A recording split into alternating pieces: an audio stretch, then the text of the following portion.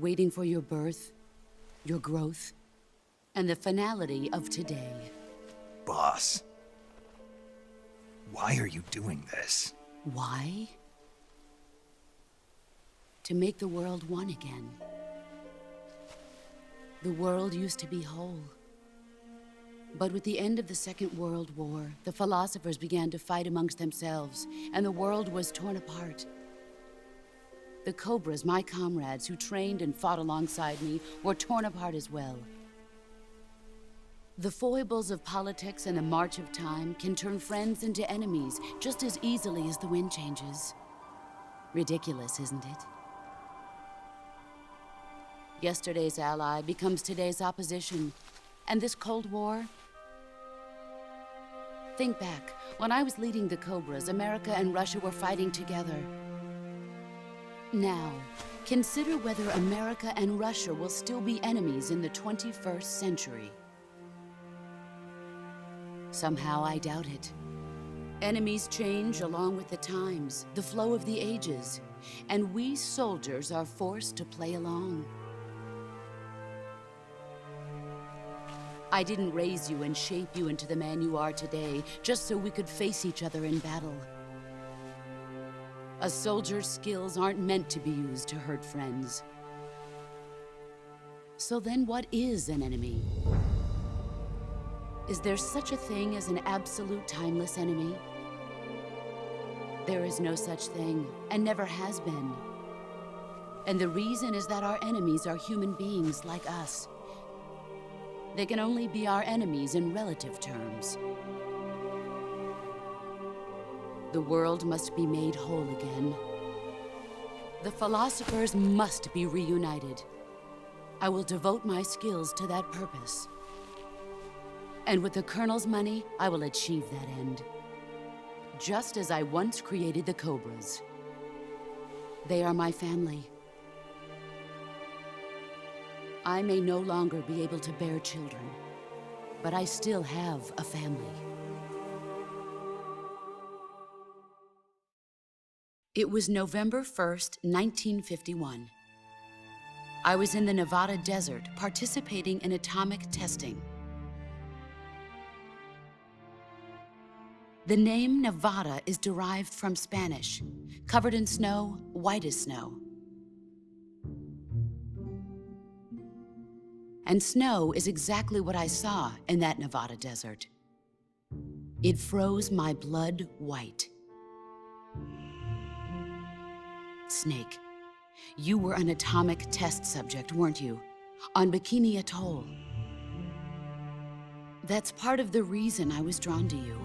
You and I are alike. We're both slowly being eaten away by the karma of others. We'll never have the chance to die peacefully of old age. We have no tomorrow.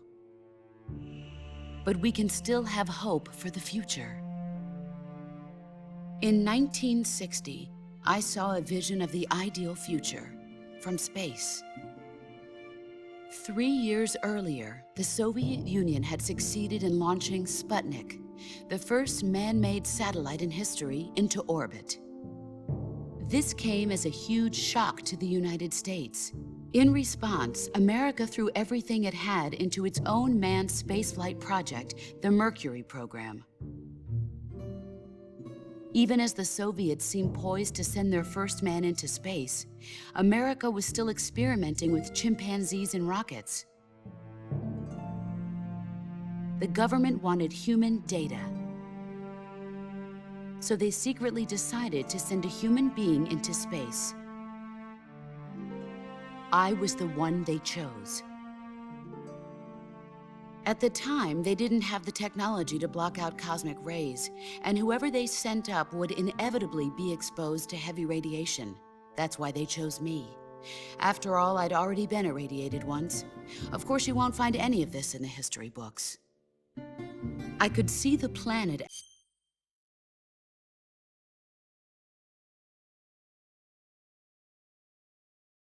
as it appeared from space. that's when it finally hit me. Space exploration is nothing but another game in the power struggle between the US and the USSR. Politics, economics, the arms race, they're all just arenas for meaningless competition. I'm sure you can see that, but the Earth itself has no boundaries.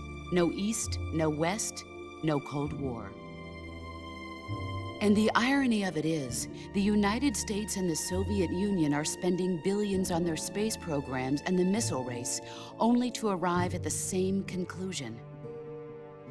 In the 21st century, everyone will be able to see that we are all just inhabitants of a little celestial body called Earth. A world without communism or capitalism, that is the world I wanted to see. But reality continued to betray me. In 1961, I was sent to Cuba, to Bahia de Cochinos. It was part of a CIA-sponsored invasion under the guise of taking Cuban exiles back to their country. But the US government betrayed them. Our weak-kneed president held back their air support. Defenseless, the exiles were annihilated by the Cuban army. All I could do was watch in silence. I was set up by the very country I'd sacrificed so much for, by the very government I dedicated my life to defending. I was driven from the surface world, and I went underground. Then, 2 years ago, I faced the Sorrow, my old comrade in battle. He was my friend. But one of us had to die. I was left with no choice. The Sorrow gave his life for me. There is no enmity between us. One must live, and one must die. That was the mission. The ones who gave me that mission were the philosophers.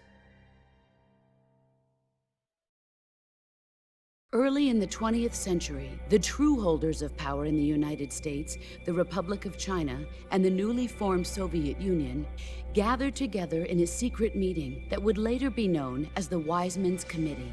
The secret pact they formed there marked the beginning of the philosophers. But the last of the original members died in the 1930s. After that, the organization began to run out of control, and the Wiseman's Committee degenerated into a mere shell of its former self. The philosophers of today have no sense of good or evil. Their influence extends to countries and organizations involved in every aspect of every war. They have become war itself. That's how they operate. The sacrifices of war cause a shift in the times. This shift leads to renewed conflict, and in turn triggers the next war. Like a nuclear chain reaction, each conflict sparks countless others, forming an endless spiral that will continue on for eternity. Do you understand what I'm saying, Snake? By consuming me and you, the philosophers intend to keep that cycle going forever. It was my father who explained all of this to me. He was one of them. You see, I am the last remaining child of the philosophers. But after he revealed the truth, my father was killed by that same shapeless, formless organization. And my father isn't the only thing the philosophers have taken from me. In June of 1944, the Cobras and I took part in the landing at Normandy. We'd been given a top-secret mission to locate and destroy enemy V-2 rocket installations. I was pregnant at the time. The Sorrow was the father. I gave birth on the field of battle. A beautiful baby boy. But my child was snatched away from me by the philosophers.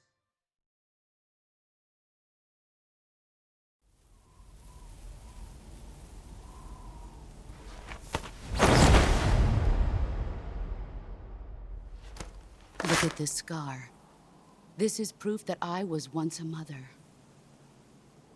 I gave up my body and my child for my country. There is nothing left inside me now. Nothing at all. No hatred, not even regret. And yet sometimes at night, I can still feel the pain creeping up inside me, slithering through my body like a snake.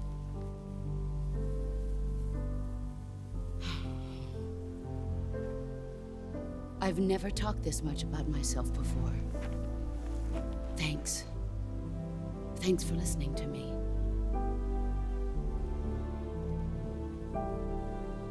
I feel content. Snake, commence the operation. I raised you. I loved you. I've given you weapons, taught you techniques, endowed you with knowledge. There is nothing more for me to give you. All that's left for you to take is my life, by your own hand. One must die, and one must live. No victory, no defeat. The survivor will carry on the fight. It is our destiny.